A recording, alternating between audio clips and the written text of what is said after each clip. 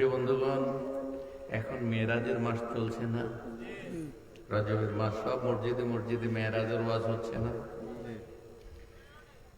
মেরাজের এক নাম্বার প্রাপ্তি হলো নামাজ, নাকি? ঘটনা প্রবাহ আপনারা যাই শুনেন আর বলেন। নামাজ না পড়ি মেরাজের ওয়াজ শুনলে কোনো লাভ হবে? নামাজ না পড়ি এমনি ওয়াজ শুনলেও কোনো লাভ হবে? আমাদেরকে আগে আমলি হতে হবে। আজকে সূরা হজ থেকে আপনাদের কাছে 41 নম্বর আয়াত তেলাওয়াত করেছে। এখানে 78টি আয়াত আছে এবং 10টি রুকু আছে। কোরআনের 22 নম্বর সূরা। এই সূরার ভিতরে অনেক বিষয়ের অবতারণা হয়েছে। হজ মানে তো হজের সূরা। হজ মানে কি?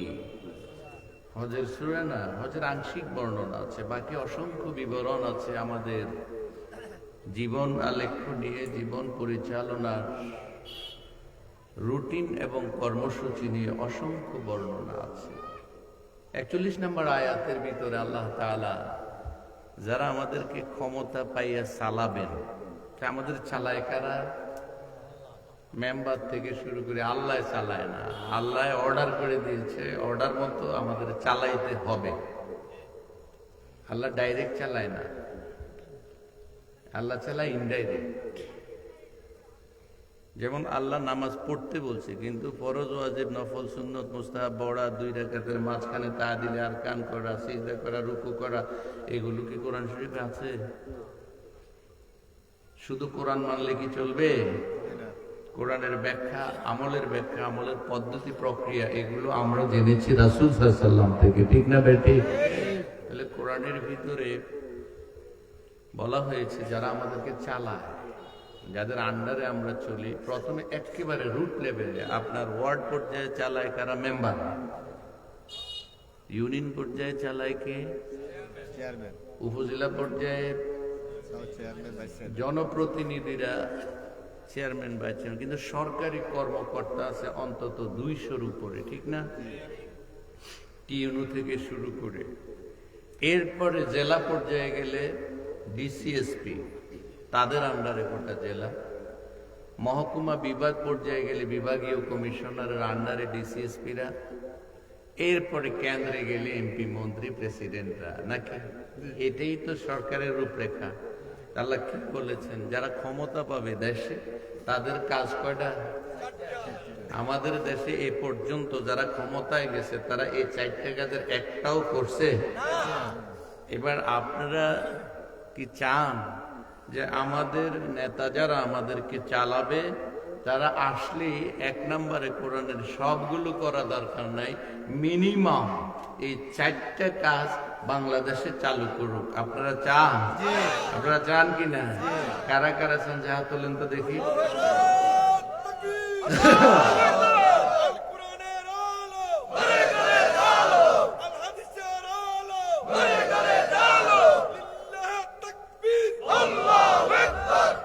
আজকে বেশি ওয়াজার হবে না, এই 4 দফা কর্মসূচির উপরে কথা হবে, আপনারা শুনবেন ইনশাআল্লাহ।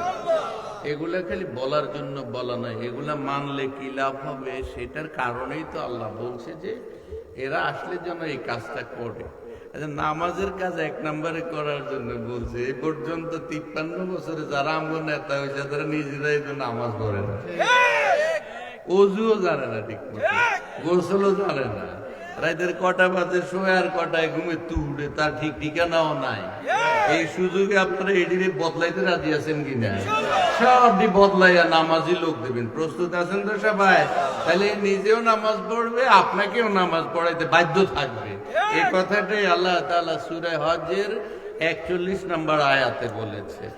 মুসলমানের নামাজের উপরে আর কোনো ইবাদত আছে? আর কোনো ইবাদত আছে? কাফের আর মুসলমানের মধ্যে 1 নম্বর পার্থক্য হলো, দেখুন আমাদের সমাজে অনেক আছে, ভাই তোরা আমারে এত খারাপ মনে করিস, নামাজ না পড়লে কিছু, আমার কিন্তু ইমান ঠিক আছে, আমি মানুষটা কিন্তু খারাপ না, এরকম আছে না? নাই? তুমি যে কদ্দুর বালা নামাজ পড়ো না, যে এটা দিয়ে বোঝা যায়, ঠিক কি না? কিন্তু শয়তানের কথা খুব একবার স্ত্রী ফিনিশ করা, আপনি তার লগে যুক্তিতে খারাইতে পারতেন না। আল্লাহ এই দিনের এই ডান্ডা দিয়ে ফিরে সোজা করবার লাগে নামাজের আইন কায়েম করতে হবে। যারা নামাজ পড়ে এদের জন্য কি আইনের দরকার আছে নাকি? কিছু মানুষ আছে হেদায়েত করলে উপদেশ শুনে তার দিলটা নরম থাকে, মনটা ভালো থাকে, হুজুরদের ওয়াজ শোনার সাথে সাথে সে আমল করা শুরু করে। আর কতটি আছে বাইরে ফিডে কোরআনের আয়াত তার চোখের ভিতরে বোমা মারলেও তার কোনোদিনও তার লেজ সোজা হবে না। এগুলোর জন্য আইনের দরকার আছে না নাই? এই জন্যই বলেছি যে যারা ক্ষমতা আসবে তারা কয়টা কাম করবো? চারটা কাজ করবো।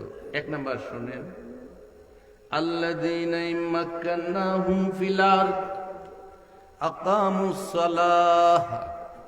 যারা ক্ষমতায় আসবে, যাদেরকে জমিনের উপরে আমি নেতৃত্ব কর্তৃত্ব দেব, তাদের এক দফা প্রথম দফা দায়িত্ব হলো সমাজের ভিতরে নামাজ কায়েম করার, আইন পাশ করা। এটা কি বিরোধিতা করার কারো সুযোগ আছে? কিন্তু আপনি পার্লামেন্টে আইন উঠান, দেখবেন বহু মুসলমান নামদারিরা খাড়াইয়া করবো যে নামাজের আইন কেন পাস করবো? নামাজ আমার ইবাদত, আমি করলে করলাম, না করলে না, আমাকে কি জোর করে গাছ ধরাই করাইতে হইব? এই যুক্তি দেখায় কি দেখায় না? করেন যারা এই ধরনের আইনের বিরোধিতা করে তার ইমান আছে? কিন্তু আমরা তো তাদের নিয়ে ঘর সংসার করেছি কত বছর? 53 বছর। রাসূলের উম্মত, কিন্তু রাসূলের কথা আমরা মানি না। একটু লম্বা করে ভূমিকাটা নেই, 10 মিনিট। অসুবিধা আছে আপনাদের? নবীজির একখানা হাদিস আছে তিরমিজি শরীফের। হুজুর বলেছেন, লা তাদখুলুল জান্নাতাল আম্বিয়া হাত্তা আদখুলাহা, লা তাদখুলাল জান্নাতা আল উমাম হাত্তা আদখুলাহা উম্মতি। বলেন আল্লাহু আকবার।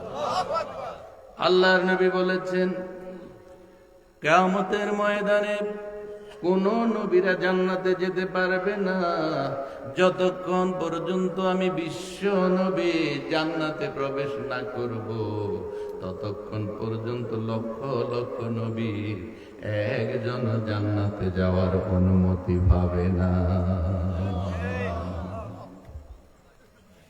নবী আমার বড়। মেরাজ আপনারা শুনেছেন, মেরাজের 1 নম্বর প্রাপ্তি হলো নামাজ, ঠিক না ব্যাঠিক? রাসূলুল্লাহর মর্যাদা আল্লাহ হাদিসের প্রথম অংশে বলেছেন, দ্বিতীয় অংশে নবীজি নিজেই বলেছেন, লা তাদখুলুল জান্নাতাল উমাম হাত্তা তাদখুলাহা উম্মতি। ততক্ষণ পর্যন্ত একজন নবীর উম্মত জান্নাতে যেতে পারবে না যতক্ষণ পর্যন্ত আমার উম্মতেরা বেহেশতে না যাবে। আমাদের দাম বাড়ছে না কমছে? বাড়ছে না কমছে? কার কারণে বাড়ছে? কার কারণে বেড়েছে? আল্লাহর নবী বলেছেন, আমার উম্মতেরা বেহেশতে যাওয়া পর্যন্ত একজন নবীর উম্মত বেহেশতে যাইতে পারবে না। এত বড় মর্যাদার ঘোষণা পৃথিবীতে আর কোন নবীর উম্মতেরা পায় নাই। যখন আমরা জান্নাতে যাওয়া ছাড়া অন্যরা যাইতে পারবো না, তারা বেহেশতে দুয়ারে একটা হট্টগোল লাগাইবো না? মারামারি লাগাইবো না? কি ওয়াজের মাহফিলে 2-4 পোটলা তাবারক দিয়েছে, যেই ভিড়ে ভিড়ি লাগে। বেহেশতের দুয়ারে যখন যাই, আপনি বেহেশতের এমনি কানা দিয়া একটু আলো দেখবেন, সেদিন কি ভিড়ে ভিড়ি যে লাগবে ভিতরে ঢুকার জন্য। আল্লাহ বলে, খবরদার, আজকে অপরাধী যারা আছো, যারা গুন্ডামি করেছো, বাটপারি করেছো, মাস্তানি করেছো, কোরআনের বিরোধিতা করেছো, সবগুলো আজকে জান্নাতের কাছ থেকে দূরে সরে যাও। পাপীরা সব আলাদা হইয়া যাও। একদল চলে যাবা সোজা জান্নাতে, আরেকজন চলে যাবা সোজা জাহান্নামে। কোনো টু শব্দ করতে পারবা না। সূরার ভিতরে এই আয়াতগুলো আছে না নাই? আল্লাহ পাক বলবেন, ওয়ামতাজুল ইয়াউমা আইয়ুহাল মুজরিমুন। খবরদার অপরাধীরা, আজ তোমরা আমার নামাজীদের থেকে আলাদা হয়ে যাও, নেককারদের থেকে আলাদা হয়ে যাও। ফারিকুম ফিল জান্নাতি ওয়া ফারিকুম ফিস সাঈর। আল্লাহ পাক বলেন, একদল হবে জান্নাতি, আর এক দল হবে জাহান্নামী। খবরদার, আজ অপরাধীরা আমার জান্নাতীদের ভিড় থেকে আলাদা হইয়া যাও। সেদিন যদি তোমার নামাজে মসজিদে পাওয়া যাইতো, ওয়াজের মাহফিলে পাওয়া যাইতো, রমজানে যদি রোজায় পাওয়া যাইতো, তাফসীর মাহফিলে যদি তোমাকে পাওয়া যাইতো, আজকে জান্নাতের এই মিছিলে, জান্নাতের এই ভিড়ের ভিতরে তোমার আর ঢুকতে কষ্ট হতো না। জাহান্নামীরা বলবে, রব্বুল আলামিন, ভুল করে ফেলেছি, আবার আমাদেরকে কমপক্ষে লাও আন্না লানা কাররাতান, একবারের জন্য হলেও বাংলাদেশে পাঠাও, মিতল্লায় পাঠাও। এবার কথা দিলাম, এবার যদি যাইতে পারে জীবনে আর কোরআনের বিরোধিতা করব না। এবার যদি যাইতে পারে আর নামাজ ছাড়ব না। আল্লাহ পাক বলবে, আমার এই জাহান্নাম দুই চোখে যেদিন দেখা হয়ে যাবে, সেদিন এই জায়গা থেকে তোরে আর ফিরাইয়া বাংলাদেশে পাঠানো হবে না। যায় করার সব এখানেই করতে হবে। কি ঠিক না বেঠি? রাসূল বলেছেন, আমার উম্মতেরা জান্নাতে যাওয়ার আগ পর্যন্ত কোন নবীর উম্মতেরা যাইতে পারবে না। এটা কি একটা কঠিন নির্দেশ না? আমরা বড় না অন্য নবীর উম্মতেরা বড়? কেমনে আপনারা বড়? আপনাদের বয়স অনেক পরে। আমরাই শুধু উম্মত নাকি আরো নবীর উম্মত আছে? হযরত আদমের উম্মত আছে, নূহের উম্মত আছে, ইব্রাহিমের উম্মত আছে, ইসমাইলের উম্মত আছে, লক্ষ লক্ষ নবীর কোটি কোটি উম্মত আছে। সেদিন জান্নাতের ভিড়ে সব উম্মতেরা ঢুকতে চাইবে। আল্লাহ পাক বলবে, খবরদার, আমার আখিরি জামানার হাবিবের উম্মতেরা যাওয়ার আগ পর্যন্ত তোমরা কেউ যাইতে পারবা না। মানুষ বলবে, রব্বুল আলামিন, খালি কি তোমার হাবিবের উম্মতেরাই তোমারে আল্লাহ মেনেছে, তোমার নামাজ পড়েছে, রোজা রেখেছে, ইবাদত করেছে? আমরা কি তাহলে তোমারে আল্লাহ মানি নাই? আমরা কি তোমার নামাজ পড়ি নাই, তোমার ইবাদত করি নাই, রোজা রাখি নাই? আমরা বেহেশতে কেন পরে যাব? আমরা তো এসেছি আগে, তারা আসছে পরে। বিচার মতো তারাই পরে যাবে, আমরা আগে যাব। এই নিয়ে আল্লাহর আদালতে আল্লাহর নবীর অন্য অন্য বান্দারা কথা কাটাকাটি শুরু করবে। আল্লাহ পাক বলবে, খবরদার, কথা বাড়াবি না। বান্দারা বলবে, কেন বাড়াবো না? আমরাও তো আপনারে মেনেছি, আপনার ইবাদত করেছি, রোজা রেখেছি, নামাজ পড়েছি। আল্লাহ বলবে, পড়েছো, তোমরাও পড়েছো ঠিক, কিন্তু আমার হাবিবের উম্মতের সমান নামাজ তোমরা পড়ো নাই, তাদের মতো রোজা তোমরা রাখো নাই। তারা বলবে, তাহলে তারা কি নামাজ পড়েছে? আল্লাহ পাক বলবে, তারা দৈনিক 50 ওয়াক্ত নামাজ পড়ছে, বছরে 360 দিন রোজা রেখেছে। তোমরা কি এত ইবাদত করেছো? তখন তারা পিছিয়ে যাবে। কি করবে? পিছিয়ে যাবে। আসলে তো কথা ঠিক। আমরা তো এত এত নামাজ পড়তে পারি না। আপনারা নামাজ পড়ছেন কয় ওয়াক্ত? আল্লাহ কয় কয় ওয়াক্ত? আরে 5 ওয়াক্ত তো ঠিক মতো পড়ে না। কত সিবাসাবাদ গেছে, 30 রোজাও ঠিক মতো রাখে না। আইতেছে এমনি লাল চালু লাগাইয়া যুক্তিগুলা বাজারে কি ডলাডলি শুরু হইব। এক একটারে মাঝখানে গুড়া করলে 10টার সমান নেব। খুবই হেতার গ্যাস্ট্রিক, ফেটবালা নাই, মাথা ঠিক নেই। কি 30 রোজা রয়েও কত মুসরামুসি, অথচ আল্লাহ বলতেছে আমার হাবিবের উম্মতরা 360 দিনে রোজা রাখছে, দৈনিক 50 ওয়াক্ত পড়ছে। আসলে এক ওয়াক্ত ঠিক মতে নামাজ ধরিও চায় না, এরকম মুসল্লি আছেন? সপ্তাহে একবারও পড়ে না, আসেনি? জুমার নামাজটাও ঠিক মতে পড়ে না, আসেনি? ঈদের নামাজটাও পড়ে না, জানাজার নামাজটাও ঠিক মতে পড়তে পারে না। হুজুর নিয়তটা কই দিন। এই যে ম্যাডামের জানাজা লয়ে কিন্তু হুজুরের লাগিয়ে গেছে, খবর পাইছেন নি আপনারা? এক দলে কয় নামাজিটা হয় নাই, আরেক দলে কয় মানে মানুষ মরিও শান্তি নেই। কিন্তু নামাজের আইন যদি থাকতো এত কথা তারা 50 ওয়াক্ত কেমনে পড়ছে এটা তো বুঝি না। আচ্ছা কোন তো 50 ওয়াক্ত নামাজ যদি ডেইলি পড়া লাগবে, এই মসজিদে আজান দিয়ে ফজরে ঢুকতেন, এসা পড়ার আগ পর্যন্ত আর বাড়ির নাম নেওয়া লাগতো, দোকানপাট করা লাগতো না, চাকরি বাকরি করা, নামাজ পড়তে পড়তে দিন শেষ। এই ইসলামেরও কাম নাই, নামাজেরও কাম নাই, দরকারও কাফের হয়ে যাবো, তারপরও থাকতেন মানুষ। কি ঠিক না ভাই? ঠিক। 5 ওয়াক্ত লইও তো ঠিক নেই, আর 50 ওয়াক্ত দিলে, আর আল্লাহ যদি আইন করে দিত এটা না মান্য উপায় আছিল নি? করে নাই তো বালা করছে। এটাই ওয়াজ। মেরাজে যেদিন রসুল গেছে সব দেখা দেখি শেষ, বিদায় বেলায় আসার পথে আল্লাহ জিজ্ঞা, বন্ধু অনেক কষ্ট আপনারই দিছি, তো কিছু কইতেন না যাইবার সময়? আপনার কি কোনো দাবি দেওয়া নাই আমার কাছে? আমার নবী ছিলেন অত্যন্ত লাজুক, এত খাওয়ান খাওয়াইছে আল্লাহ, এত মাছের কলিজা খাওয়াইছে, দুধ খাওয়াইছে, শরবত খাওয়াইছে, এবার যেখানে ইচ্ছে সেখানে এই বিশাল একাডেমিক সফরে ঘাটে ঘাটে কত লোক দিয়ে গাইড দিয়ে দেখাইছে। আপনি কক্সবাজার যান, যাইবার আগে যে বান্দরবান যান, খাগড়াছড়ি যান, এরপরে ইয়াতে যান, সুন্দরবন যান না, যাইবার আগে কোনানে থাকবেন, কি খাবেন, ভালো ভালো হোটেলগুলো আগে বুকিং দিয়ে অনলাইনে, তারপরে যান। আল্লাহ তাআলা নবীজির মেরাজে নেওয়ার সময় সব বুকিং দিছে কি দেয় নাই? কথা বলেন, কি কক্সবাজারে 5 স্টার না আল্লাহর স্টার? এটা কি মাটির তলে না উপরে? প্রথম আসমানের নিচে না উপরে?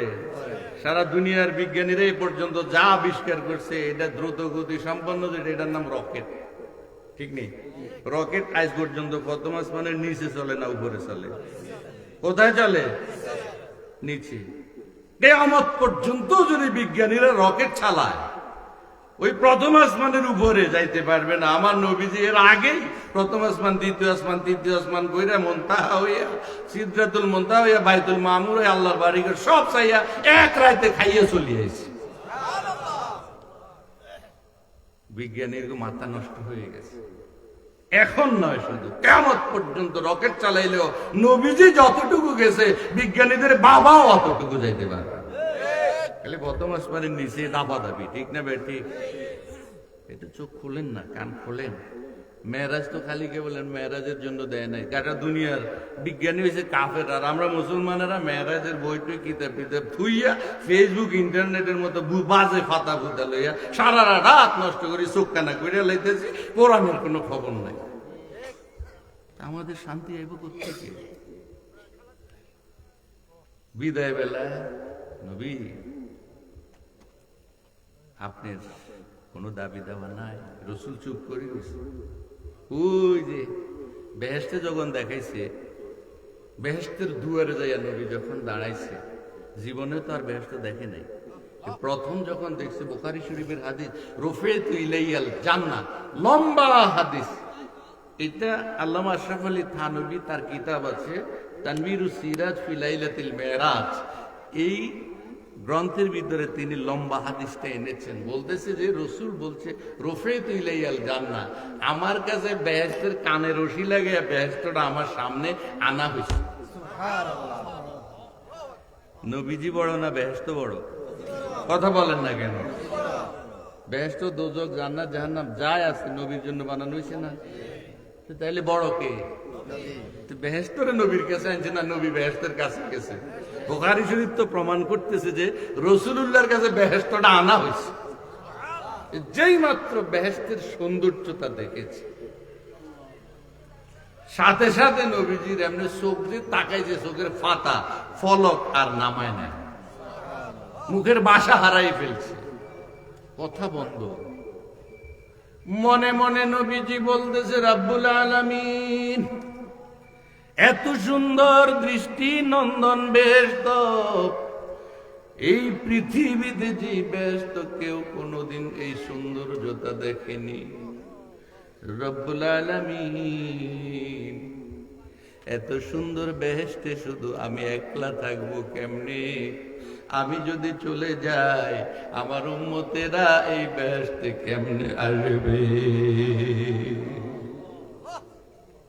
মুখ খুলে বলে নাই, শুধু অন্তরে অন্তরে উম্মতের জন্য এই বেদনাটা, এই নিবেদনটা বলবে বলবে ভেবেছে আল্লাহ রাব্বুল আলামিন মহব্বতের ক্যামেরা নবীজির কলিজার ভিতর লাগাইয়া আমার নবীর মনের খবর পর্যন্ত ক্যামেরা বন্দি করেছে। সিসি ক্যামেরায় যে আপনারা দেখবেন আপনি চুরি করতেছেন দূরে ক্যামেরা লাগাইয়া, ঘটনা করতেছেন, হত্যা করছেন, খুন করছেন, আপনি জানেন না গোপন ক্যামেরা দিয়ে আপনার সব তথ্য রেকর্ড করা হচ্ছে। আল্লাহ রাব্বুল আলামিন ওই বেহেশতের দুয়ারে দাঁড়ায়া তার বন্ধু কি ভাবনা ভেবেছে, ওই সিসি ক্যামেরা দিয়ে আমার নবীর মনের খবরটা পর্যন্ত রেকর্ড করেছে। বিদায় বেলায় নবীজি বলে না, কোন দাবি দাওয়া করে না, এত মেহমানদারি করিয়েছে। আল্লাহ পাক বলে, বন্ধু গো, আপনারে অনেক কষ্ট দিয়েছি, একটা টানে হারাম শরীফ থেকে বাইতুল মাকদিস হয়ে বোরাক দিয়া আপনাকে নিয়ে এসেছি, চোখের পলকে অনেক কষ্ট দিয়েছি, মেহমানদারি করতে পারি নাই। বিদায় বেলা আপনার মনের কোনো দাবি দেওয়া আছে কিনা বলেন। আমার নবী লজ্জায় চক্ষু নিজের দিকে দিয়ে চুপচাপ দাঁড়িয়ে রয়েছে। আল্লাহ পাক বলেন, বন্ধু আপনি বলবেন না আমি জানি, কিন্তু আপনি ভেবে দেখুন, জান্নাতের দুয়ারে দাঁড়ায়া নিষ্পলক তাকায়া তাকায়া আপনি যখন বাক শক্তিহীন হইয়া জান্নাতের দুয়ারে কল্পনা করেছেন আপনার উম্মতকে নিয়ে এই বেহেশতে থাকার জন্য, আমি আপনার সেই অব্যক্ত আবেদন কবুল করে নিলাম। এই নিয়ে যান, আপনার উম্মতের জন্য বেহেশতের চাবি আপনার হাতে উঠাইয়া দিলাম। কত ওয়াক্ত, কত ওয়াক্ত, আহা কত দিছে না দিছে। যখন বলছে উম্মতের বেহেশতের চাবি, রাসূলুল্লাহ বেকুল হয়ে রওনা দিছে। আল্লাহ কয়, জিবরাইল রে, ওইটা কিলে রে, গাছতলায় নিয়ে আমার মুসারে বইয়ে দে। আমার নবী যে রাস্তাতে যাই বহে মুসারে বহা। 50 ওয়াক্ত দিছে কে? মুসারে গাছতলায় বয়সে কে? যাওয়ার সময় মুসা দৌড়ছে, নবীজি কই গেছিলেন? আমার আল্লাহর বাড়ি। চলে যাচ্ছে? কি দিছে? আমার উম্মতের জন্য 50 ওয়াক্ত নামাজ দিছে। নবী খুশিতে বাগবাগ। মুসা আলাইহিস সালাম ওই তো না, ঘটনা খারাপ।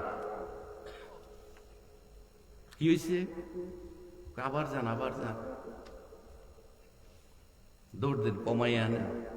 কি মুসা, আপনার উম্মতের জীবনেও 50 ওয়াক্ত পড়তো, কমাই আনে। হযরত মুসা আমাকে বাপের কাম করছে না? মুসা থেকে কোনো আপনারা টাকা পয়সা দিচ্ছেন? চিনেন? আল্লাহু আকবার কোন। মুসা যদি এদিন মুসরাই না ধরত, এই 50 ওয়াক্ত হলে মিতল্লার মানুষ সব মারি মরি জমে, একটারও বাঁচার উপায় আছে না। এই তিল খেত, গাব খেত, মাছ খেত, ডাইল খেত, কিচ্ছু করা যায়।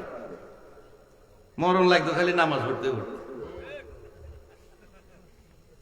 হ্যাঁ, নামাজটি পড়বেন নি ঠিক মতো? সত্য কইছেন তো?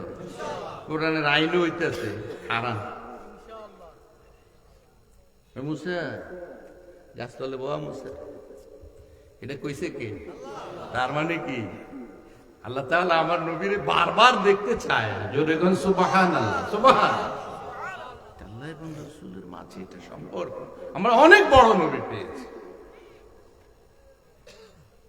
আমি তো আজকে নবীজির বর্ণনা করতে আসিনি, কিন্তু প্রসঙ্গক্রমে নামাজের কথা এসেছে। নবীজি বলছে, কুররাতু আইনি আস-সালাহ, আমার চোখের মনি হলো নামাজ। আমি যখনই বিপদে পড়ি, যা নামাজ বিছায়া নামাজে দাঁড়াইলে আমার বিপদ হল হয়েছে। এটা হচ্ছে নামাজ। নামাজের একটা জীবন্ত রূপ আছে। নামাজ মুমিনের শিরায় উপশিরায় রক্তের ভিতরে জারি হয়ে থাকবে। কিসের শীত? ফজরের আজান দিলে কম্বল লাথি দিয়া ফালাইয়া দিয়া যে উঠে ঠান্ডা পানি দিয়ে উজু করবে তার জন্য জান্নাত অনেক কাজ। নামাজি হন, এটা 1 নম্বর শর্ত। কি কো মুসা কহ পারতো না তো? মুসা কি আপনি ছোটখাটো নবী মনে করেন নাকি? মুসারে জাবরাইল নবী, জাবরাইল 400 বার জিব্রাইল মুসার কাছে আসছে। হযরত মুসা আজরাইলের এমন জোরে কানে গেলে থাপ্পড় মারছে, থাপ্পড়ে জোরে আজরাইলের চোখ কানা হয়ে গেছে। কি আপনারা জানেন না? তো ছোট নবী মনে করেন না, জাবরাইল নবী ছিল। আল্লাহর সাথে কথা বলতো, অনেক হাসি রসের কথা বলতো। তুমি যদি বান্দা হইতে, আমি যদি আল্লাহ হইতাম, তুমি আমার কাছে আগে কি চাইতে? আপনি কইতে পারবেন এরকম কথা আল্লাহর সাথে? আল্লাহু আকবার কর না। আল্লাহর যে যত কাছে তার সাথে তত কঠিন আবদার সম্ভব। আজরাইলের এত থাপ্পড় দিয়েছে, থাপ্পড়ের ছোট চোখ কানা হয়ে গেছে। দৌড় দিয়ে আল্লাহর কাছে গেছে, মাহবুব তোমার মুসা তো আমার একবারে চোখ কানা করে লাইছে। তুই কি করছো? আমি তো যাই হবে কথা বলতে লাগবে, ঠাস করে সোবার দিয়ে লাইছে। ভুল করছো কি? সালাম দিছিলি, আমার নবীর সালাম দিছিলি? সুবহানাল্লাহ মিয়া, এটা তো আমার মনে ছিল না। এটা ঠিক মতো আল্লাহু আকবার বলেন। নবীরা বড় না ফেরেশতারা বড়? মানুষ বড় না ফেরেশতা বড়? আবার বলেন, মানুষ বড় না ফেরেশতা বড়? কিন্তু মানুষ যদি মানুষের মতো কাজ না করে তাহলে জানোয়ারের চাইতে আরো ভয়ঙ্কর হবে, এবং সেটাই হচ্ছে আজকে দেশে দেশে। নামাজি হওয়া লাগবে তো। গেছে বন্ধু, আবার যে আইছেন আল্লাহ যেন জানে না আর কি লেগে আইছেন। যদি একটু কমাই দিতেন আমার উম্মতেরা পারব না। সুবহানাল্লাহ কোন? তোকে যান, অর্ধেক কমাই দিলাম। এক খেলায় কতদূর কমছে? 25। এবার দৌড় দিয়ে চলে আসে, আবার মুসা আটকাইছে। কত দিছে? 25। কইতো না। আবার যান, কি মুসা এক কামে এতবার গেলে আমার তো শরম লাগে। শরম লাগলেও যাইতে। আবার গেছে 100, একেবারে 15 কমাইয়া লাইছে। আর কত আছে? এবার খুশি হইয়া চলে আসে। এবার মনে করছে আর যাওয়া লাগতো না। মুসা কয় না, আবার যাইতে, আবার যাইতে। আবার গেছে, আরো অর্ধেক কমাইছে। রয়েছে কত? 5 লইয়া যান, দৌড় দিয়ে গাছতলায় আছে। মুসা কয় কত দিছে? কয় 5। কয় না, পারতো না, আবার যান। আমার উম্মতেরা 3 ওয়াক্ত পারে না, 5 ওয়াক্ত পারতো না, আবার যান। নবীকে অসম্ভব মুসা, এবার আর তুমি জানটা দিয়ে নিল, আমি যাইতে জান দিলেও যাইতাম না। কারে যান, আমার অভিজ্ঞতা আছে, আমার উম্মতেরা 3 ওয়াক্ত পারে নাই, পারতো না, আপনি যান। নবীকে মুসা জীবন দিল আর যাইতাম না। আমি এক পারপাসে এতবার আমার মাবুদের কাছে যাওয়া সম্ভব না, আমি শরম পাইতেছি, আমি আর যাব না, তুমি যাই কর। কারে যান। মুসা নবীর মধ্যে কাটাকাটির ভিতরে আল্লাহ তাআলা জিবরাইল পাঠাইছে। আল্লাহ পাক বলেন, মুসা ও জিবরাইল দৌড়াইয়া যা, আমার নবীরে গিয়া বল আমি আমার হুকুম কখনো ক্যান্সেল করি না। যা আমি হুকুম করেছি সব বলবৎ আছে, কিন্তু আমার নবীর খাতিরে আমি ডিউটিটা কমাইয়া দিব। তুই যাইয়া বল আমার হাবিবের উম্মতেরা পড়বে 5 ওয়াক্ত, কিন্তু আমি তার বদলায় সওয়াব দিয়ে দিব 50 ওয়াক্ত। জোরে কোন আল্লাহু আকবার, নারায়ে তাকবীর। নামাজ পড়বেন কারা কারা? হাত তোলেন তো দেখি। 2 হাত উঁচু করে আল্লাহরে দেখান, আঙ্গুলগুলো সরাই রাখেন। 5 আঙ্গুল মানে 5 ওয়াক্ত নামাজ। রব্বুল আলামিন তোমার ক্যামেরাওয়ালা ফটোগ্রাফার ফেরেশতাগুলো মিতল্লার ময়দানে পাঠাইয়া দাও, ক্যামেরা বন্দি করো, ভিডিও বানাও। তোমার বান্দারা কথা দিয়েছে নামাজ পড়বে, তাদেরকে নামাজি বানানো আমার পক্ষে সম্ভব নয়। তারা কথা দিয়েছে নামাজ পড়বে, আজকের পরে আর নামাজ ছাড়বে না। তুমি ক্যামেরাওয়ালা ফেরেশতাগুলো পাঠাও, ভিডিও বানাও, কিয়ামতের ময়দানে যেদিন গলায় গামছা লাগায়া টাইনা টাইনা জাহান্নামের দিকে নেওয়া হবে, সেদিন এই ভিডিওটা ওপেন করবা, এই ভিডিওর হাতগুলো সাক্ষী বানায়া আমাদেরকে বিনা হিসেবে জান্নাতে পৌঁছাইয়া দেবা। বলেন আমি, বলেন আমি নামাজ পড়বো, ছেলের নামাজ পড়াবো, কলেজ পড়ুয়া মেয়ের নামাজ পড়াবো, পাশের ভাইয়ের নামাজ পড়াবো। নামাজ নামাজ নামাজের আন্দোলন আগামীকাল থেকে শুরু করব। রাজি আছেন সবাই? জোরে বলেন আমি। আল্লাহ তুমি কবুল করো। নামাজের ওয়াজ সারা রাত করলে কি শেষ হবে? প্রথম দফা কি? প্রথম দফা কি? ও যুবকের, আজকে তোমরা নামাজ দিয়েছো, ওয়াজ দিয়েছো, প্রবাস থেকে টাকা পাঠাইছো, আমি জানি। যুবকদের ইবাদত বৃদ্ধদের ইবাদতের চাইতে 1000 গুণ বেশি সওয়াব। সমস্ত যুবক সাহাবারা বাড়িঘর ছেড়ে রাসূলুল্লাহর পিছনে এসে জীবন বাজি রেখে দিনের জন্য সংগ্রাম করেছে, নামাজ পড়েছে। আল্লাহর নবীর পিছনে পিছনে নামাজের তালিম নিয়েছে। হযরতে বেলাল আযান দিয়েছে, সাহাবায়ে কেরাম পঙ্গপালের মতো স্রোতের গতিতে মসজিদে এসে নামাজ কায়েম করে দুনিয়াকে জাগাই দিয়েছে। আল্লাহর নবী বলেছেন, 7 শ্রেণীর মানুষকে যেদিন কিয়ামতের ময়দানে আল্লাহর ছায়া ছাড়া কারো ছায়া থাকবে না, সেদিন 7 দল মানুষকে আল্লাহ তার আরশের নিচে জায়গা করে দেবে। তার মধ্যে 1 নাম্বার প্রথম কাতার হলো ওইসব যুবকেরা যারা ইবাদত বন্দেগীর ভিতরে লালিত পালিত হয়ে যৌবন থেকে ইবাদতের কাজে লেগে গেছে। যুবকরা সিদ্ধান্ত নাও, তোমরা যদি নামাজে হয়ে যাও, রোজাদার হয়ে যাও, আল্লাহওয়ালা হয়ে যাও, গোটা সমাজের ভিতরে কোন অপকর্ম, কোন ক্রিমিনাল, কোন অন্যায়কারী, কোন জবরদখলকারী, কোন দুর্নীতিবাজ, কোন রকমের সকলখোর বদমাশ গ্রামের ভিতরে টিকে থাকতে পারবে না। যুব সমাজ যদি কোরআনের ছায়াতলে এসে যায়, গোটা বিশ্বকে এই বাংলাদেশ জয় করতে পারবে। সারা দুনিয়ার উপরে বাংলাদেশ মাথা উঁচু করে দাঁড়াতে পারবে। আমি ধন্যবাদ জানাই এই মিতল্লার যুবকরা, তোমরা একটা গানের আসর না করে, তোমরা একটা যাত্রার প্যান্ডেলের আয়োজন না করে, আল্লাহ রাব্বুল আলামিনের আরশের মহাবাণী এই কোরআনের আয়োজন করে গোটা মিতল্লাবাসীর উপরে জান্নাতের দায়িত্ব পালন করেছো। তোমাদেরকে হযরত বেলালের কাতারে শামিল করে দিক। সকলে বলি আমিন, আরো জোরে বলি আমিন। সুতরাং আমরা সবাই কি করব? নামাজ। নামাজ ছাড়া ইমানদারের কোনো দাম নাই।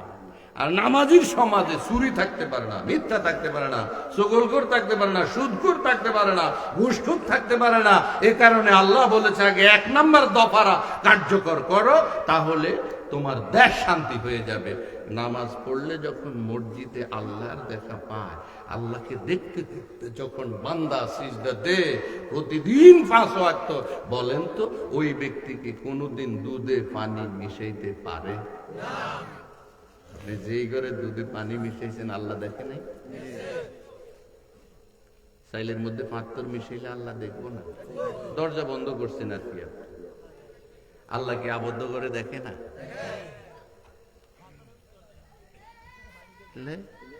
এজন্যই বলেছে 1 নাম্বার কর্মসূচি কি? 1 নাম্বার কর্মসূচি কি?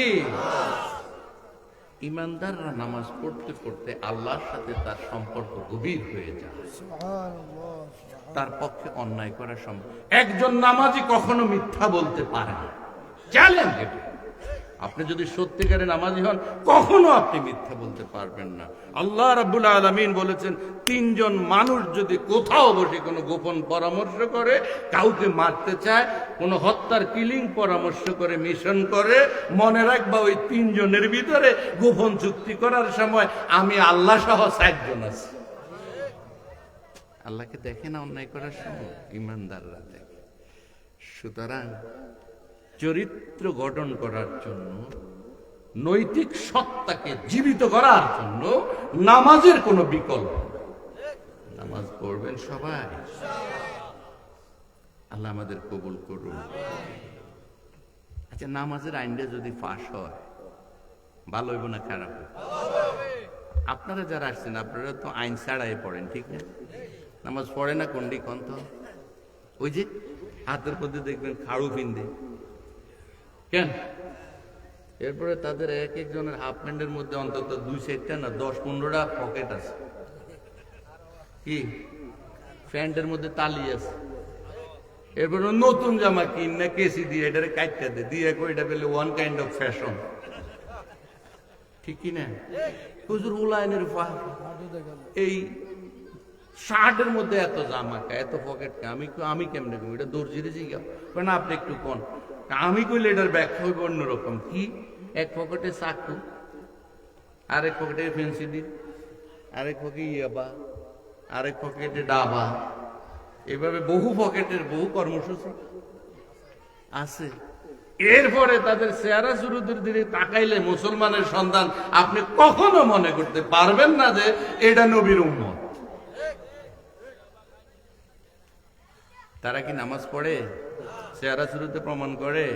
বিগত 10 বছরেও এই স্টাইলে মাথার চুল কাটার হিসাব আমরা দেখি নাই। কি এক নতুন স্টাইলে মাথার চুল কাটে দেখছেন আপনারা? শুধু বাপের পকেটের পয়সাটি নিয়ে নাফিক তাজা করা ছাড়া আর কোনো উপায় নাই। মাথার চুল কাটে কি সাঁচতে সাঁচতে একবারে পিছন দিয়ে মুরগির মতো সাঁচালেছে, ঠিক কিনা? ডাইনে দি খাল বামে দি বিল, আছে না নাই? এরপরে তাল্লার উপরে এমনি এতগুলো চুল রেখেছে কাউয়ার বাসার মতো। আচ্ছা, আপনি কোন তো এটা কি মানুষ? সে মনে করেছে নেইমারের শার্ট দিছে, রোনাল্ডোর হাফ প্যান্ট পিনছে, দেখতে কি সুন্দর লাগে, ঠিক না? রাস্তার উপরে হাঁটে, আরে তারা দেখলে শয়তানেও ডরায়। শয়তানে খুব, আমি কোন দুঃখে শয়তান হয়েছিলাম। তে যদি মিতল্লায় বাচ্চা থাকে, আমি শয়তান কিয়ামত পর্যন্ত এই গল্লি দিয়ে না আইলেও আমার কাম তারে দিয়া এরকম যুবক আছে না নাই? এডিরে সোজা করতে হলে আইন লাগবো কি লাগবো না? এবং বাধাও দিব কোরআনের সবার আগে তারা। কিন্তু এখন আর পারতো না। ইউনিভার্সিটি গুলো সব ঘুরে গেছে কোরআনের পক্ষে। জোরে কোন আল্লাহু আকবার। যারা দেশ বদলাবে, দেশের চাবি যারা ঘুরাবে, ওই যুবকেরা সব কোরআন হাতে লয়ে ফেলছে।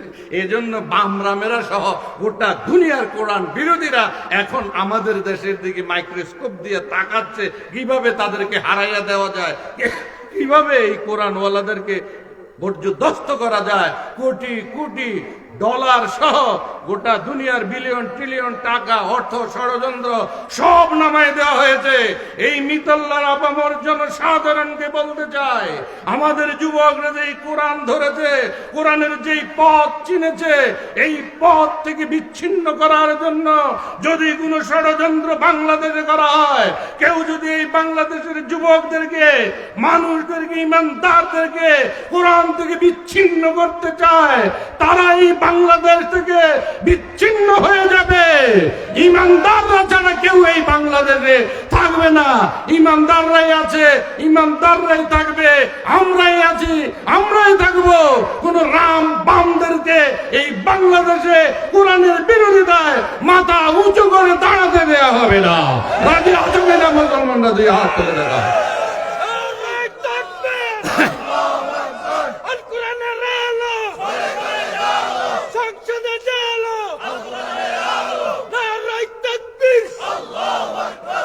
প্রিয় বন্ধুগণ, ওই হুলাইন্ডিনের মায়ও ঠিক করতে পারে না, বাবেও ঠিক করতে পারে না, ঠিক কিনা? যে আজগুবি শার্ট দিয়ে হাফ প্যান্ট উপেন্ট বিন্দি রাস্তা দিয়ে চলে, তার নিজের মা বাবাও তারে সহ্য করতে পারে না, গ্রামবাসী তো দূরে থাকে। তে মনে করে তারে কত ভালো লাগে। গ্রামের মুরব্বীরা লজ্জায় ভয়ে কিছু কয় না, কিন্তু তার পিছন দিয়া থুতু মাইরা তারে গোসল কইয়া দেয়, তে তো জানে না। তে মনে করে আমার যে কত ভালো লাগে। আরে বেটা, রোনাল্ডোর হাফ প্যান্ট ফিন্দো, নেইমারের জামা পরো, আর্জেন্টিনা যায় মইরা দেখো, এমনি একটা উষ্টা দিয়ে তোমার কানা গলির ভিতরে ঢুকিয়ে দিব, খবরও থাকতো না, তোমার নামও নিব না কেউ। তুমি আর্জেন্টিনার পতাকা উড়াও, মদিনার নবীর পতাকা উড়াইতে তোমার সমস্যাটা কোন জায়গায়? রসুল্লাহ তো তোমাকে রওজা শরীফ থেকে হাতছানি দিয়ে ডাকছে, মদিনার নবীর রওজায় বুকের ভিতরে ঝাপাইয়া ঝাপাইয়া পড়ো, হযরত বেলালের কাতারে তোমার নাম লেখা হয়েছে। আমি মনে করি মিতল্লার যুবকরা তোমরা সার্থক যুবক। প্রবাসী ভাইয়েরা যারা আজকে ভিডিওতে দেখছো, তোমরা টাকা পাঠিয়েছো, আমি মনে করি তোমার এই একটা অর্থ, এটা ইসলামের জন্য 1 টাকা 1000 কোটি টাকার চাইতে বেশি মঙ্গল তোমাকে দেবে। যেদিন জাহান্নামের গলিতে ধাক্কাধাক্কি শুরু হবে, সেদিন আল্লাহ বলবে, আমি উসিলা খুঁজছি, তুই $1 পাঠিয়েছিস আমার কোরআনের জন্য, আজ তোকে ওই উসিলায় মুক্তি দিলাম, তুই জানাস। সুতরাং উসিলা তালাশ করো, মুক্তির উসিলা তালাশ করো। তো ওই যুবকগুলা যাদেরকে কেউ নামাজ পড়াইতে পারে না, যারা পড়ে না, এদের জন্য আইনের দরকার আছে না? না, কথা বলেন। বেশি দরকার না, আমি ছোট্ট একটা আইনের কথা বলি। যদি এই বছর 12 তারিখের পরে কোরআনের পক্ষের লোকেরা যাইতে পারে, পারবেনি আপনারা কোন? মন থেকে কইছেন তো? সে কারা কারা মন থেকে কইছে? তো খবরদার মাহফিল থেকে যাইয়া বিরোধিতা করতেছেন না।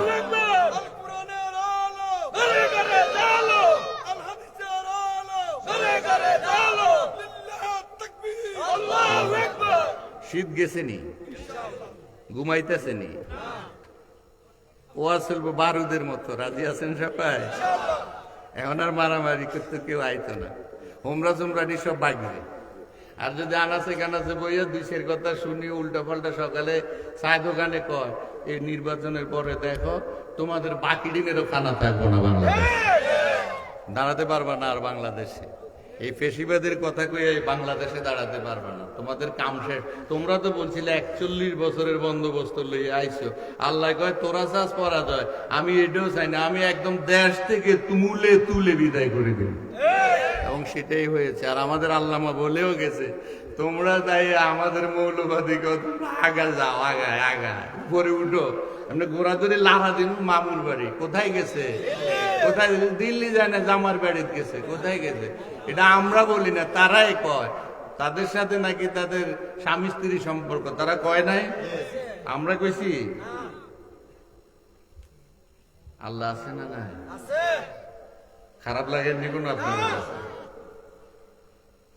অনেক যন্ত্রণা ভোগ করছে, অনেক জ্বালাইছে 17 বছর। আমরা মাত্র হবে 1 বছর না কইতেছি, আরো 15 বছর কম ছাড়া আমরা থামবো? মিনিমাম তো 15 বছর কইতে হইব। এত সকাল আপনারা বিরক্ত হয়েছেন কেন? এত বন্ধুত্বের কাম নাই। 15 বছর পরে তা করে ঘরে আনবেন তওবা টবা করলে, এর আগে আনন্দ যেত কি? আমার কথা কি কোনো বেশ কইতেছে? তাহলে আইনটা হইব কি জানেন? এক ওয়াক্ত নামাজের জন্য 7 দিন জেল। কয়দিন? পার্লামেন্টে যদি আইন পাস হয়, এটা কেউ বাধা দিতে পারবো? কারণ সংখ্যাগরিষ্ঠ যারা গত 16 বছরে তিলের তাল বাড়াইছে না, পার্লামেন্টে বইয়া বইয়া রাইতের দিন বানাইছে না, আলেমার করে ডান্ডা বেরি লাগাইছে না, যেটা করে না এটা হুদো বলাইন কতক্ষণ ধরেনি জঙ্গি রাইফেল টাইফেল হাতে দিয়ে সব তারা আনছে, যাই করছে তারা। ইন্ডিয়া থেকে পর্যন্ত বোমা এনে আম করে মারছে। আমরা এদিকে বলি যাবো? বলবেন কে? হাত তোলেন তো।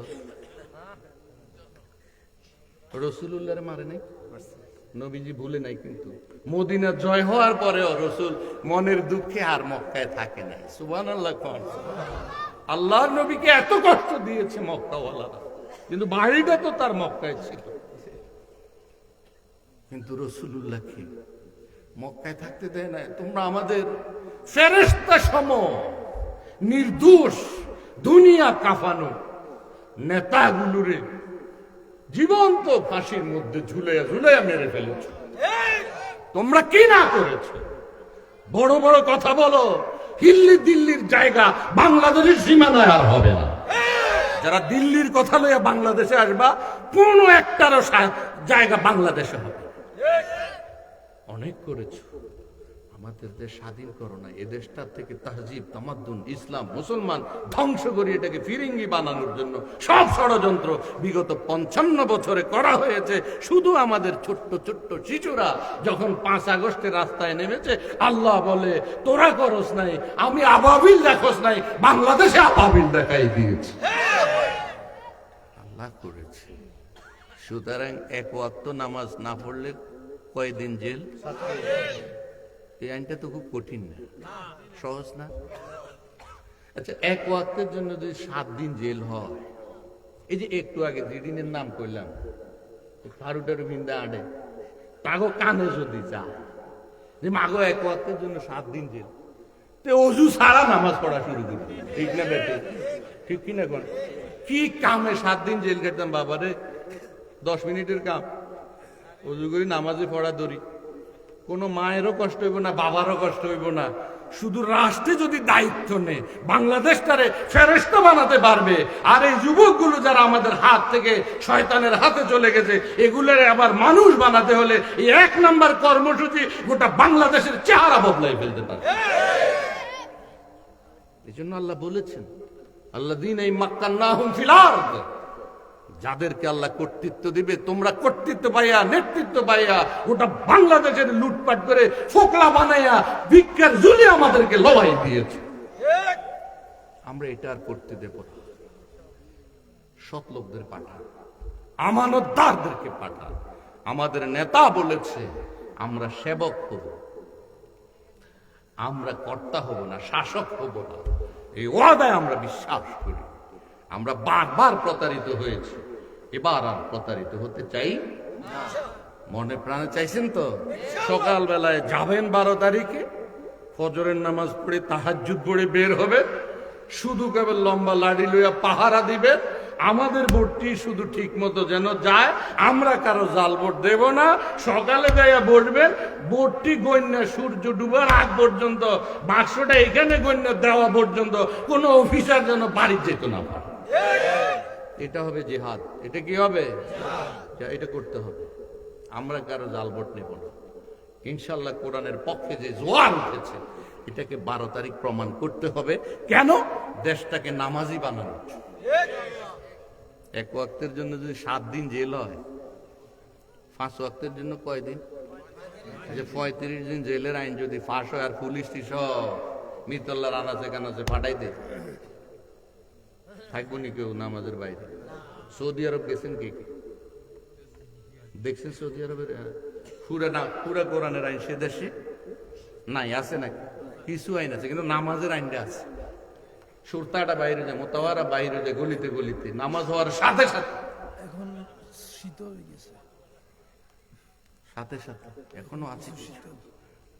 আমি সৌদি আরবে যতবার গেছি, আহারে, হারামাইন শরীফের রাস্তাগুলো আমাদের দেশের ছেলেরা ঝাড়ু দেয়, তো আমাদেরকে দেখলে কিন্তু তারা ফলাই দেয়। মাগো, আমার এলাকার হুজুর দেখলে জানি কি করে। তা আমরা তো দেখলে বুঝি যে এটা আমার বাংলাদেশি ছেলে। এইভাবে হাতের ইশারা দিলে কাছে আসে। একটা জিজ্ঞাসা করলাম, বাবা তোমার বাড়ি কোথায়? ব্রাহ্মণবাড়িয়া। তো তুমি যে এখানে রাস্তা ঝাড়ু দাও, আচ্ছা একবারে তুমি সত্য কথাটা বলো তো, বাংলাদেশি কি তোমার জীবন দিলেও তুমি এইভাবে ঝাড়ু দিবা? কয় না। এখানে দাও কেন? হুজুর, বাবার যাই ছিল বিডে মাটি সব বেচে লাইছে, বউয়ের গয়নাগাটি সব বিক্রি করে আসছে। এখন যদি দেশে ফিরে যাই, মাথা গুজারও ব্যবস্থা নাই। এটা আমার করতেই হবে। 10 রিয়াল দিলে হাসি মুখে খুশি হয়ে নিয়ে যায়। কিন্তু আর যাই হোক, সৌদি আরবে মক্কা মদিনায় টাকা নাই, ইউরোপে আছে, কিন্তু এদেশ থেকে বেনামাজি ছেলেগুলো যারা যায়, টাকা আনতে না পারলেও সৌদি আরবে নামাজিদের সাথে তাই নামাজটা লইয়া বাংলাদেশে আসে। কেন আসে? ওখানে আইন করা আছে নামাজের। যারা নামাজের আইন করতে বিরোধিতা করে এদেরকে লম্বা লাড়ি লয়ে ঠেঙ্গাইতে পারবেন কিনা বলেন? ঠেঙ্গাইতে পারবেন কিনা বলেন? আমাদের দেশটা শান্তি হোক, এটা তারা চায় না। এই কারণে কোরআনের পক্ষে কথা বললে মোল্লা কয়, মৌলবী কয়, জঙ্গিবাদ কয়, হ্যান কয়, তেন। এগুলা কাফেরদের বানানো বলি। ইমানদার মুসলমানের কলিজার কথা এটা নয়। 535 জন যদি এই একদিনের নামাজের জন্য আইন পাস করে, একটা বেনামাজিও বাড়ি সালাম দিয়েও বাংলাদেশের গলিতে পাওয়া যাবে না। ঠিক না বেটে? এটা কয় নাম্বার? 1 নাম্বার। এবার 2 নাম্বারটায় যাই। কটা বাজছে? আর বেশি লম্বা করা যেত, আমি জানি আপনাদের শীত গেছে, এখন আরো 5-10 মিনিট যাই সামনে ইনশাল্লাহ। কই ঘড়িটা কই? একটু দরুদ শরীফ পড়েন। সাল্লাল্লাহু আলা মুহাম্মাদ সাল্লাল্লাহু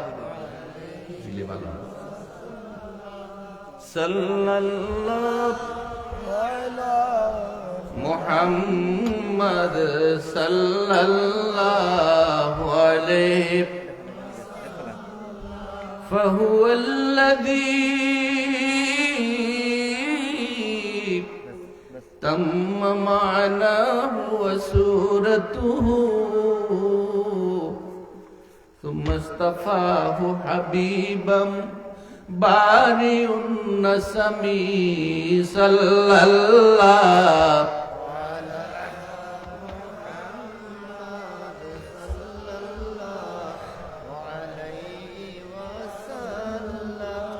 صلى الله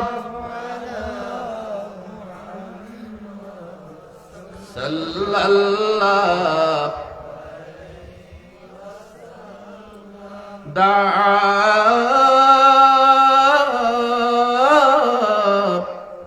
ilallah falmustamsikuna bihi mustamsikuna bihablin ghairi munfasimi sallallahu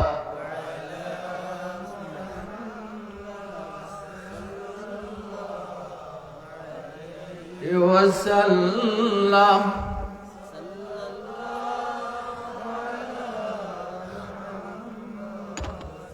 sallallahu। প্রথম নাম্বার কিছুটা গেল, আপনারা বুঝতে পারছেন ইনশাআল্লাহ।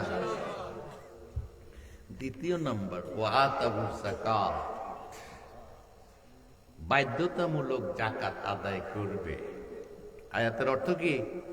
ওয়াতাবুস যাকাত, তারা যাকাত দেবে, আদায় করবে। আমাদের দেশে কি রাষ্ট্রীয়ভাবে যাকাত আদায় হয়? নামাজের পরে সারা কোরআন জুড়ে যেখানেই নামাজের কথা সেখানেই যাকাতের কথা।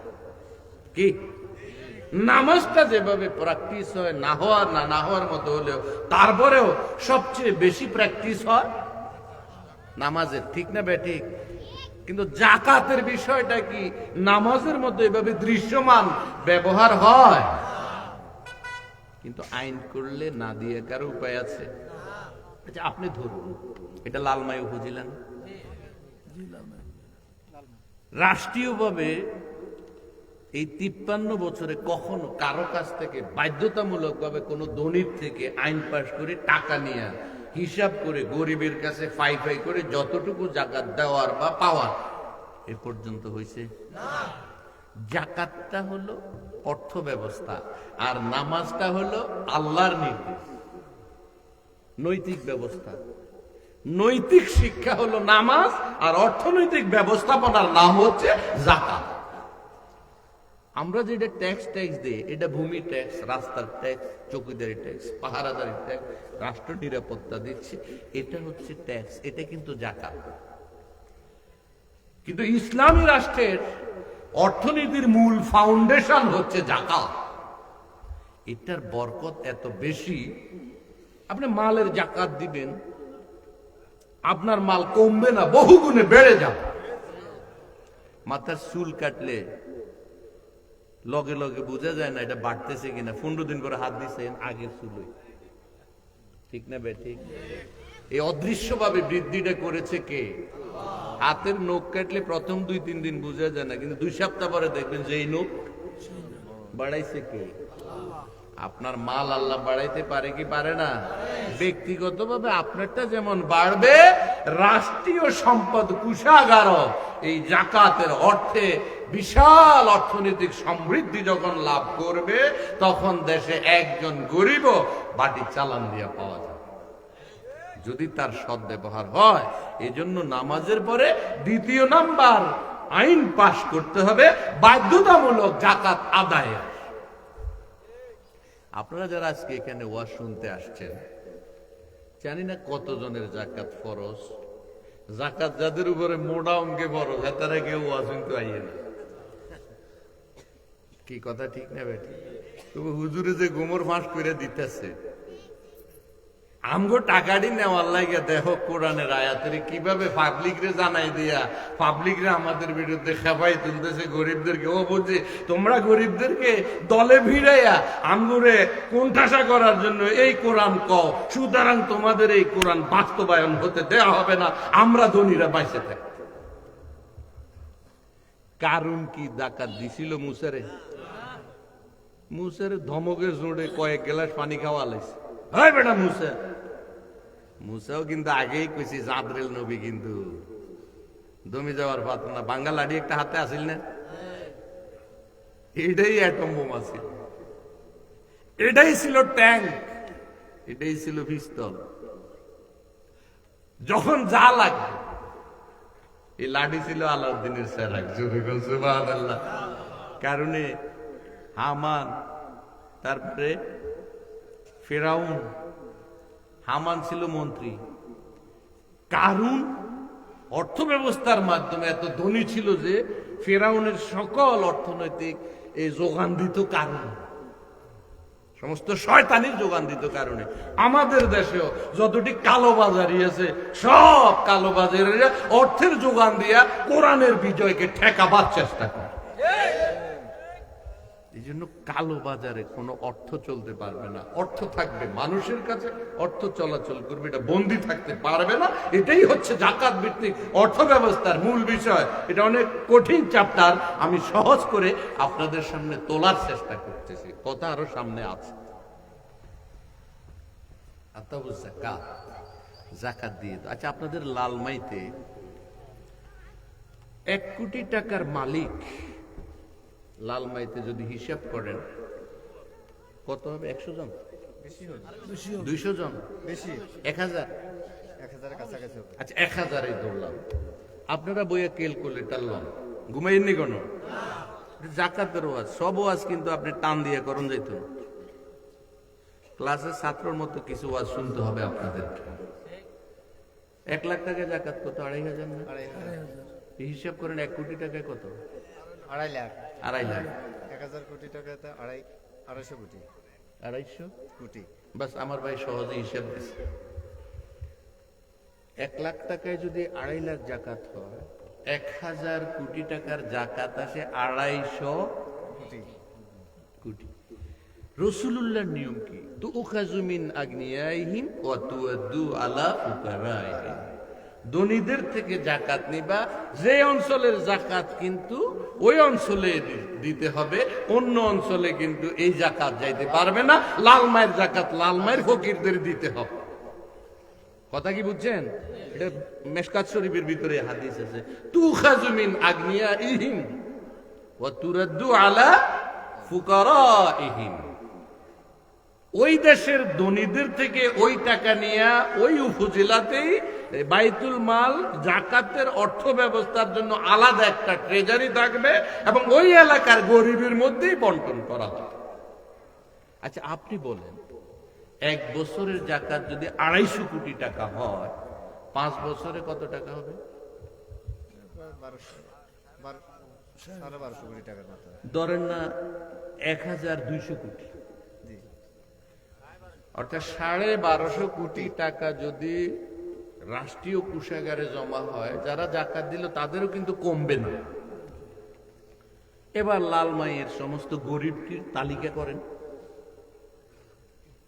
লালমাইয়ের সমস্ত গরিবদের তালিকা করেন, কত গরিব হবে? জাকাত যারা খানেওয়ালা কতজন হবে? 2000 ধরেন, 2000 ধরেন। তো 1200 কোটি যদি জাকাত এই লালমাই উপজেলার কোষাগারে জাকাতের অর্থ থাকে, 2000 ফকিরের মধ্যে যদি 5 বছর কর্মসূচি নিয়ে 5 বছর একটা পাইলট প্রোগ্রাম নিয়ে যদি জাকাত দেওয়া শুরু করা হয়, এই লালমাইয়ের ভিতরে বাড়ি চালান দিলেও 5 বছর পরে একজন ফকিরও খুঁজে পাওয়া যাবে? বলেন যাবে? এটার নাম হচ্ছে অর্থ ব্যবস্থা। গরিবদের সমাজের মধ্যে গরিবদেরকে কি কেউ আসলে কি মর্যাদা দেয়? আসলে কি গরিবরা মানবীয় মর্যাদা পায়? কাদেরকে জাকাত দিবেন আপনি? 8টা খাত আছে কোরআন শরীফের অন্য আয়াত, সূরা বাকারা। ইন্নামা সাদাকাতু লিল ফুকারায়ে ওয়াল মাসাকিন ওয়াল আমিলিন আলাইহা ওয়াল মুআল্লাফাতু কুলুবুহুম ওয়া ফির রিকাবি ওয়াল গারিমিনা। এভাবে 8টা খাত আছে। ওই 8 খাত বাইসে বাইসে যখন জাকাত দেওয়া শুরু করবে, এমনকি যে ব্যক্তি ঋণগ্রস্ত তাকেও জাকাত দিবে। এমনকি ফুকারা মাসাকিন বলা হয়েছে, ফকির বলা হয়েছে যে দিনে আনে দিন খায়, আর মাসাকিন বলা হয়েছে যার বাড়িঘর আছে কিন্তু অভাব শেষ হয় না। ছেলের স্কুলের বেতন দিলে মেয়ের জামা হয় না, মেয়ের জামা দিলে বউয়ের ওষুধ কিনা যায় না। কিন্তু এই ব্যক্তিটি সমাজে এত মান ইজ্জত লইয়া চলে, কারো কাছে মুখ খুলে অভাবের কথা বলতে পারে না। আল্লাহ নবী বলেছে এদের খুঁজে খুঁজে জাকাত দাও। জোরে কোন সুবহানাল্লাহ। এটা হচ্ছে জাকাতের বিষয়। তাহলে আমাদের সমাজে কি এরকম অবহেলিত মানুষ নাই? নাই। আজকে যদি কোনো রিক্সাওয়ালা এখানে এই স্টেজে আপনাদের সাথে সমান সমান চেয়ারে বসে, আসলে কি আপনাদের কাছে এটা ভালো লাগবে না? কোন না ভালো লাগবে না, কিন্তু নাগরিক হিসেবে তার এখানে একটু বসার মনে চায় না। এটাই হচ্ছে অর্থনৈতিক বৈষম্য দূর করা। রাসূলের মাহফিলে যখন বেলাল বসছিল, ঘটনা কমু না ছেড়ে যায়, রসুলের মাহফিলে দরবারে যখন বেলাল বসে, আম্মার বসছে, আবু জেহেলরা বলতো, হযরত আব্দুল্লাহ ইবনে উম্মে মাকতুম অন্ধ সাহাবী রসুলের দরবারে যখন বসেছে, আবু জেহেলরা কয়, মোহাম্মদ তোমার দরবারে আমরা কেমনে যাবো? কিভাবে যাইতে পারি? এটা তো হয় না। তোমার দরবারে আতুর, ল্যাংড়া, কানা, বেলালের মতো আফ্রিকার কৃতদাস এগুলো বসা থাকে। আমাদের মতো নেতাদের তো একটা মান সম্মান আছে, ওদের সাথে কি আমরা বসতে পারি? ওই সময়ে আবু জেহেলদের মতো চরিত্রওয়ালা, অহংকারওয়ালা, দাম্ভিকওয়ালা নেতা বোধ আমাদের বাংলাদেশে নাই, নাই, মোটেও নাই। এবার একটু ওয়াজ শুনেন না, আমার নবী কি ছিলেন একটু শুনেন। একদিন বেলাল যাচ্ছে দুপুর বেলায়, আমার রহমতের নবী, বরকতের নবী দুপুর বেলায় খাবার টেবিল নিয়ে বসেছে। এমত অবস্থায় বেলাল আমার নবীজির পাশ দিয়ে যেতে শুরু করেছে। আল্লাহ নবী খাবারে বসা অবস্থায় বেলালের দিকে নজর পড়েছে। নবীজি বলে, তাল ইয়া বেলাল ওয়াকুল মাই। জোরে কোন সুবহানাল্লাহ। ও বেলাল কোথায় যাও? এদিকে আসো, আর আমি বিশ্ব নবীর সাথে একই প্লেটে বসে খাবারে অংশগ্রহণ করো। যেই মাত্র নবীজি বেলালকে রাসূলুল্লাহর প্লেটে বসে একসাথে খাবার খাওয়ার জন্য বেলালকে যখন আহ্বান জানিয়েছে, হযরত বেলাল দুই চোখ বেয়ে বেয়ে টপ টপ করে পানি পড়ে যাচ্ছে। রাসূলুল্লাহ বলেন, বেলাল, তোমারে আমি একসাথে আমার সাথে খেতে বললাম, দেখলাম চলে যাচ্ছ, কিন্তু যেই মাত্র বললাম আমার সাথে খাবারে অংশগ্রহণ করো, তুমি চোখের পানি দিয়ে বুক বাসায় ফেলতেছ, কিছুই বলছো না। কেন তুমি কাঁদতেছো বেলাল, খুলে বলো। হযরত বেলাল বলেন, নবী গো, যখন আপনি বিশ্ব নবী, সারা দুনিয়ার শ্রেষ্ঠ মানবতার নবী, আপনি যখন আমাকে আপনার প্লেটে বসে খাবারে অংশগ্রহণ করার দাওয়াত দিয়েছে, ওই দাওয়াত শুনে আমি নতুন এক বেলালের সন্ধান পেয়েছি। আমি নতুন করে আমি বেলালের ভিতরে নতুন এক বেলাল আমি খুঁজে পেয়েছি। নবী গো, আমি বহুদিন উমাইয়ার বাড়িতে গোলাম ছিলাম, উমাইয়ার কর্মচারী ছিলাম। উমাইয়ার বাড়িতে যতদিন আমি ছিলাম, উমাইয়া যখন যেই ঘরে খাবার খেত, ওই সময় ওই ঘরে যাওয়া আমার নিষেধ ছিল। উমাইয়া যেদিন নতুন কাপড় পরত, সেদিন আমার জামা কাপড় পরা নিষেধ ছিল। উমাইয়া যেদিন জুতা পরত, সেদিন আমার জুতা পরা নিষেধ ছিল। নবী গো, উমাইয়ার কাছে যতদিন ছিলাম, আমি বেলাল মনে করতে পারিনি আমিও একজন মানুষ। কিন্তু আপনি বিশ্ব নবী, যখন আমাকে আপনার সাথে খাবারের টেবিলে আহ্বান জানিয়েছেন, আমি মনে করেছি আমি বেলাল একজন মানুষ।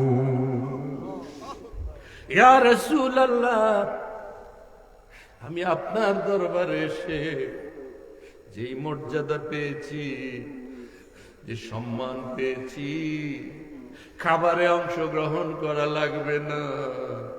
আমি বেলাল, আমি মানুষ হিসেবে সম্মান পেয়েছি। এজন্য কবি বলেছেন, তেমন মানুষ মিলবে না এ ধরাতে ফের, তেমন মানুষ মিলবে না এ ধরাতে ফের, যে ছিল আপন গরিবে দুঃখী দে পাপী দে, আপন লোকের হাতে হায় মার খেলেন যিনি, বললেন আবার খোদার কাছে ওরা বুঝেনি, ওরা বুঝেনি। গরিব দুঃখী তাহার কাছে বলতো কথা, বলতো তাদের জীবনের সব দুঃখ ব্যথা, দুঃখ ব্যথা। চিল্লে গণ মারহাবা, আরো জোরে গণ মারহাবা। এই সুন্দর মানবতার ভেদাভেদ শূন্য সকল মানুষকে নিয়ে মর্যাদার সাথে বেঁচে থাকুক, এ ধরনের একটা ভেদাভেদ শূন্য একটা সুন্দর দেশ আমরা চাই কি চাই না? চাইলে পরে অর্থনৈতিক গোলামীর জিঞ্জির থেকে মুক্তির জন্য এই যাকাত ভিত্তিক অর্থ ব্যবস্থা চালু করার কোনো বিকল্প নাই। যাকাত আইন করলে না দিয়ে কি উপায় আছে? এই উপকারটা শুধু আপনার ধনীদের জন্য উপকার হলো, তারা ইবাদতটা করতে পারলো। আর গরিবদের জন্য উপকার হলো এই অর্থ দিয়া অর্থনৈতিক গোলামির জিঞ্জির থেকে প্রান্তিক জনগোষ্ঠীকে একটা শান্তির ঠিকানা বানায়।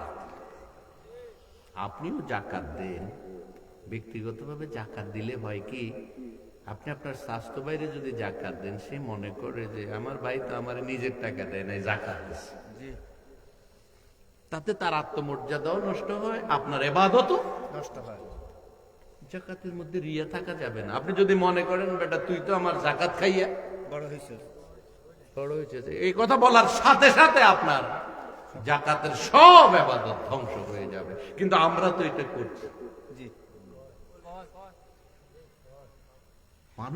মানুষ মর্যাদায় তুলে আনার জন্য জাকাত ভিত্তিক অর্থ ব্যবস্থার বিকল্প নেই। আর একটু বলি, রাসূলুল্লাহ এক সাহাবার জানাজায় গেছেন। নবীজির কি কোনো টাকা আছে নাকি? নবীজির কোনো বাড়িঘর আছে নাকি? কিন্তু নবী সারা দুনিয়ার দুই জাহানের বাদশা, আমরা বলি না? হুজুরের কাছে কেউ আইসা কোনোদিন খালি হাতে গেছে প্রমাণ আছে? আরে মেয়ে ইহুদিও তো রাসূলুল্লাহর বাড়িতে আইয়া রাতের বেলায় যখন কইছে নবী গো ক্ষুধা লাগছে, কিছু থাকলে আমারে দেন, কয় নাই? ইহুদি নবীজি কি কইছে বেটা তুই ইহুদি, আমি হলাম মুসলমানের নবী, তোর কোন দুঃখে খানা দিব, এই কথা কইছে নাকি? মানুষ ইহুদি, নাসারা, হিন্দু, বৌদ্ধ বাদ, আগে সে তো মানুষ, তার ক্ষুধা আগে নিবারণ করো তুমি, তারপরে ধর্মীয় পরিচয়। একটা মানুষ যদি আপনার বাংলা বাজারে একটা রিক্সার তলে পড়ে ঠ্যাং ভেঙে রক্ত জর্জর হয়, আপনি যদি বলেন যে আগে হিন্দু না মুসলমান দেখ, আপনি কি মানুষ না শয়তান? শয়তান। আপনি তো আগে তার রিক্সায় উঠে হাসপাতালে নিবেন। হাসপাতালে নেওয়ার পরে দেখলেন তার কোনো আত্মীয় স্বজন নাই, বাড়ি গাইবান্ধা। লাকসাম হাসপাতালে নেওয়ার পরে তার যখন রক্ত দিলেন, ওষুধ দিলেন, 10 ঘন্টা পরে তার হুঁশ ফিরে আসলো, আপনি তার শিয়রে বসাত। যখন তার হুঁশ ফিরে আসলো, সে তাকাইয়া দেখে আপনি তার বিছানায় বসা। সে বললো ভাই তুমি কি, আমি এখানে কেমন? আপনি যদি পুরো ঘটনা খুলে বলেন, তখন সে বলবে আমার ভাই কোথায়, আমার মা কোথায়, আমার আপনজনেরা কোথায়, তুমি এখানে কেন? বলবে ভাই তোমার তো কাউকে দেখি না। সে বলবে আমার বিপদে তুমি যেহেতু আমার শিয়রে দাঁড়ানো আছে, তুমি আমার আপন। এরপরে আপনি তারে বলেন না যে আমি মুসলমান, সে বলবে তুমি যদি মুসলমান হয়, তোমার ইসলামে আমার দরকার, আমার কলমা পড়াও। জোর করে কাউরে মুসলমান বানানোর দরকার নাই, আপনার ব্যবহার দিয়ে তৈরি করতে হবে। এটার নাম ইসলাম মিয়া। খালি আপনি মুসলমান গিয়ে চিল্লাইলে হবে না, নিজের মানবতারও কিছু মুক্তি দিতে হবে। সমস্ত মানুষের উপরে হক কয়টা? আমার আঙ্গুলের দিকে তাকান। হকুল্লাহ, নামাজ পড়েছেন, আল্লাহর হক আদায় করেছেন, যাকাত দিয়েছেন, বান্দার হক আদায় করেছেন, অর্থনৈতিক মুক্তির কাজ করেছেন। হক একটা আদায় করলে হবে? হকুল ইবাদ, হাকুল ওয়ালিদাইন, মা বাবার হক আছে নাকি এমন সমাজে? নাই। এই চ্যাপ্টারে ওয়াজ করবার টাইম নেই। ছেলে যায় মামলা দেন মায়ের বিরুদ্ধে। মায়ের অপরাধ কি জানেন? ওই গাব গাছটা বড় বাইরে দিছে, তাল গাছটা কিনলে তারে দিছে। কি চেয়ারম্যান মেম্বার এনে এরপরে মায়ের বিচার করে কি করে না? মায়ের আমি যদি জানতাম এই ধরনের অপমান তুই আমারে করবি, পেটের ভিতরে থাকতেই আমার তোর বিষ খাওয়াই মাইরা লেতাম। রাসূলুল্লাহ কি এই শিক্ষা দিছে আমাদেরকে? হযরত হালিমার কোলে দুধে না খাইছে নাকি? হুজুরে তো মা ছিল না। যেদিন হালিমা শুনতে পাইছে যে তিনি যারে দুধ খাওয়াইছেন তিনি বিশ্বনবী হয়ে গেছে, যখন রাসূলুল্লাহকে দেখতে আসছে, ততদিনে হালিমার বয়স 70-80 বছর। তো রাসূলুল্লাহ সাহাবাদের মজলিসে দ্বীনের কথা বলছে। এই অবস্থায় দেখতে পাচ্ছে যে ওই গেট দিয়ে মাথার চুলগুলো উঠছে, সাদা তবতবে কাপড় পরা, গায়ের মধ্যে উস্কো খুস্কো অবস্থা। কোন রকমের কোনো সাজসজ্জা নাই। এক বুড়ি আসতেছে, আসতে আসতে যখন মজলিসের কাছে এসেছে, আল্লাহর নবী উঠে দাঁড়ায় গেছে। দাঁড়াইলেন, সাহাবাদের ইঙ্গিত দিলেন, তোমরা তারে রাস্তা দাও। সাহাবারা রাস্তা সরাই দিলেন। কাছে আসার পরে রাসূলুল্লাহ গায়ের চাদর বিছিয়ে তার পাশে বসে।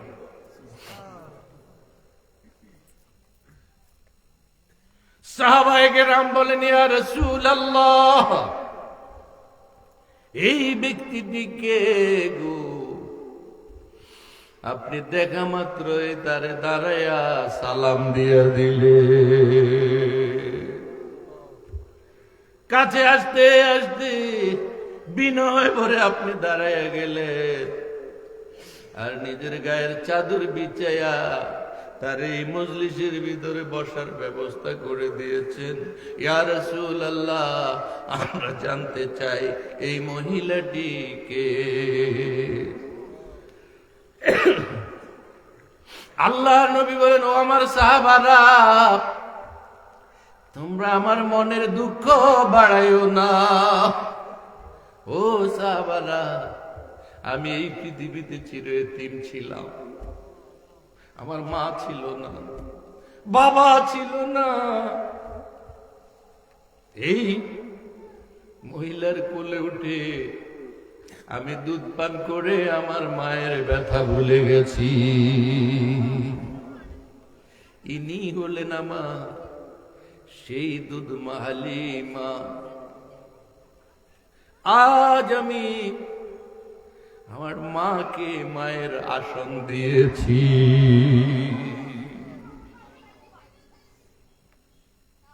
আপনি নবী হয়েছেন, কি হয়েছে?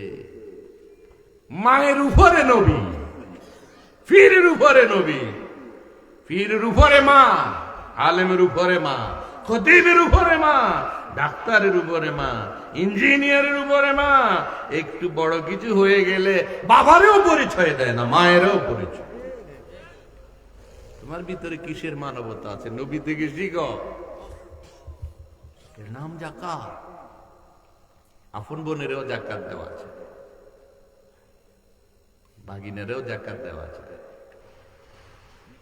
কিন্তু আপনি তো ফুটবল খেলার মাঠে 2 লাখ টাকা এক ছোটে গরম গরম স্যাকাইটা দিয়ে দেন, কিন্তু বোন যখন বাগিনার মেট্রিক পরীক্ষার রেজিস্ট্রেশন করার জন্য 5,000 টাকা চায়, আপনি যে কত রকমের বিনয়া কত রকম টালবাহানা করেন। কথা ঠিক না বেঠিক? কিসের মানুষ আপনি? তুমি একটা শয়তান। আপনি ফুটবল খেলার জন্য 2 লাখ টাকা দিয়ে লাইলেন, আর নিজের বাগিনার জন্য রেজিস্ট্রেশন করতে পারছে না। বোন এসে 5,000 টাকা চাইছে, আপনি দুনিয়ার টালবাহানা দিছে। আপনার এই টাকার কি দরকার? না থাকাই তো ভালো। ওয়াতু যাকাত রাসূল থাকতেই দেখেছেন যে মক্কা মদিনায় যাকাত নেওয়ার একজনও নাই। জোরে কোন সুবহানাল্লাহ। এক বেটা যাকাতের বস্তা লইয়া ঘুমায় মরুভূমিতে। 3-4 দিন ঘুমাইতে ঘুমাইতে তার নাক মুখ সব ধুলাবালিতে ভরে গেছে, জামা গেছে নষ্ট হইয়া। আরেক বেটা আছে, আরেক বস্তা যাকাত। তে মনে করছে যাও পাইছি একজন যাকাত খানেওয়ালা। ঘুমিয়ে তুমি জাগাইয়া কয়, ভাই আমার কিছু যাকাত আছে, যদি তুমি নিয়ে আমারে বাঁচাইতে ইবাদতের সুযোগ দিতে। হে লাভ ডিউটি মিয়া, আজকে 5 দিনই বই রয়েছি। তুমি মনে করছো আমি যাকাত খাইতাম? আমি নিজেও তো যাকাত দেই। আল্লাহু আকবার গন্না মিয়া। এর নাম হচ্ছে অর্থনৈতিক, সহজ অর্থনীতি। অর্থনৈতিক গোলামীর জিঞ্জির থেকে মানুষের মুক্তি। প্রিয় বন্ধুগণ, আপনারা বলবেন যে হুজুর এসব কাল্পনিক কথা আর কত শুনাইবেন?